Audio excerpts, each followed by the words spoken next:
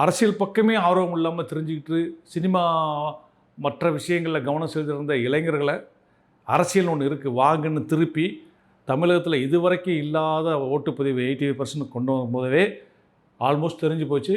அவர் வந்து ஒரு மிகப்பெரிய ஒரு மாற்று சக்தியாக உருவாக போகிறாரு. என்ன பர்சன்டேஜ், எவ்வளோ சீட்டு, இதுதான் பேச்சு பொருளாக இருந்துச்சு. அதுலேயும் சில பேர் வந்து அவர்லாம் ஜீரோங்க அப்படின்னு என்கிட்டே கூட சொல்லியிருக்கிறாங்க. அதாவது ஜீரோனா 0 சீட்டு தான் அவங்க, ஒரு பர்சன்டேஜே இருக்காதுன்னு. நான் சேலஞ்சிங்காக சொல்லிட்டு இருந்தேன். ஒரு ஒரு ஒரு ஒரு 60 சீட்டு வருவாருங்கிற என்னுடைய எதிர்பார்ப்பில் நான் சொல்லிகிட்டே இருந்தேன். ஆனால் 108 சீட்டு வந்து பெரும்பான்மையான அப்படி ஒரு பெரும்பான்மையில் வந்து அவர் வந்து ஜெயிச்சிருக்காரு. இது காரணம் என்ன அப்படின்னு யோசிக்கும்போது ஒன்றுமே கிடையாது. தமிழக மக்கள் விரும்பின மாற்றம் தான் நான் சொல்லுவேன். அந்த மாற்றத்துக்கு மிகப்பெரிய தலைவராக அவன் கண்ணுக்கு தெரிஞ்சது விஜய் அவர்கள்.